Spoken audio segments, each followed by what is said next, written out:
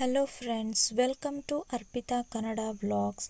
ನಾನಿವತ್ತು ಇಲ್ಲಿ ಫಿಶ್ ರವಾ ಫ್ರೈ ಮಾಡ್ತಾ ಇದ್ದೀನಿ. ಇದು ಟೇಸ್ಟ್ ತುಂಬ ಚೆನ್ನಾಗಿರುತ್ತೆ, ಸ್ಪೈಸಿಯಾಗಿರುತ್ತೆ, ಹಾಗೆಯೇ ಮಾಡೋದು ಕೂಡ ತುಂಬ ಸುಲಭ, ಹಾಗೆ ಬೇಗನೆ ಕೂಡ ಮಾಡ್ಕೋಬಹುದು.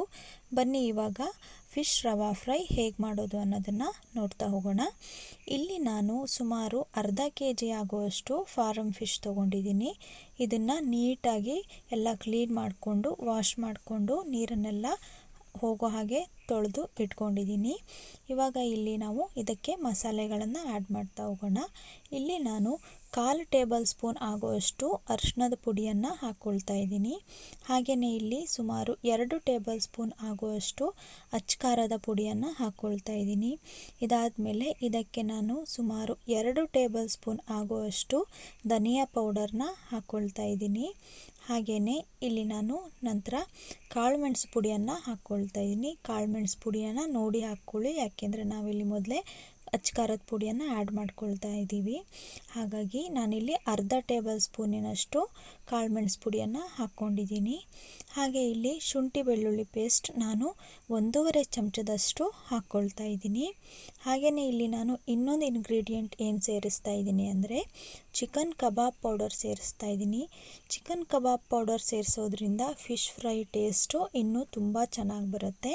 ಹಾಗಾಗಿ ಇದನ್ನು ಕೂಡ ಸೇರಿಸ್ಕೊಳ್ಳಿ ನೀವು. ಹಾಗೆಯೇ ಇದರ ಜೊತೆಗೆ ನಾನು ರುಚಿಗೆ ತಕ್ಕಷ್ಟು ಉಪ್ಪನ್ನು ಹಾಕ್ಕೊಳ್ತಾ ಇದ್ದೀನಿ. ಇಲ್ಲಿ ನಾನು ಅರ್ಧ kg ಫಿಶ್ಗೆ 1.5 ಟೇಬಲ್ ಸ್ಪೂನಷ್ಟು ಉಪ್ಪನ್ನು ಹಾಕ್ಕೊಳ್ತಾ ಇದ್ದೀನಿ.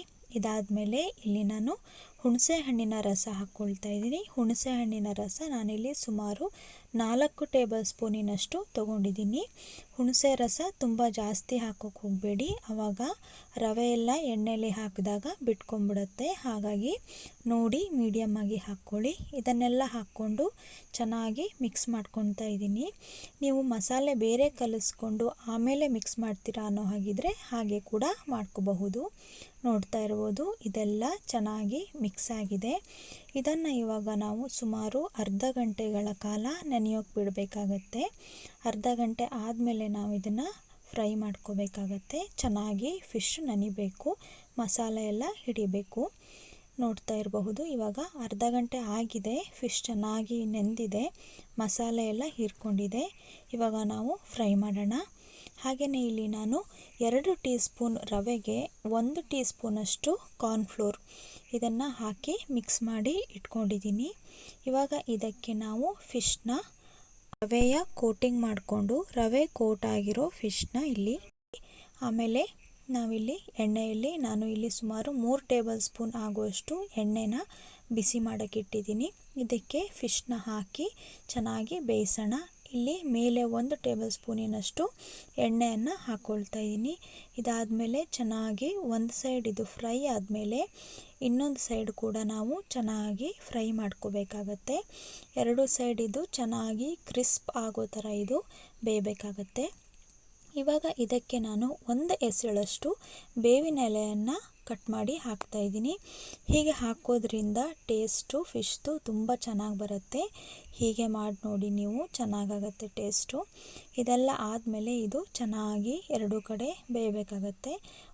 ಒಂದು ನಿಮಿಷ ಬಿಡಿ ಸಾಕು ಬೇವಿನ ಎಲೆ ಹಾಕಿ ಆದಮೇಲೆ.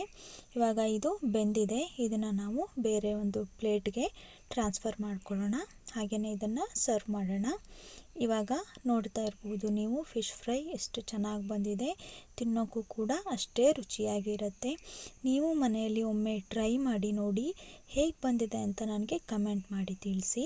ಹಾಗೆ ನನ್ನ ಚಾನಲ್ನ ಸಬ್ಸ್ಕ್ರೈಬ್ ಮಾಡೋದನ್ನು ಮರಿಬೇಡಿ. ಹಾಗೆಯೇ ಫ್ರೆಂಡ್ಸ್ ಆ್ಯಂಡ್ ಫ್ಯಾಮಿಲಿಗೆ ಶೇರ್ ಮಾಡೋದನ್ನು ಕೂಡ ಮರಿಬೇಡಿ. Thank you.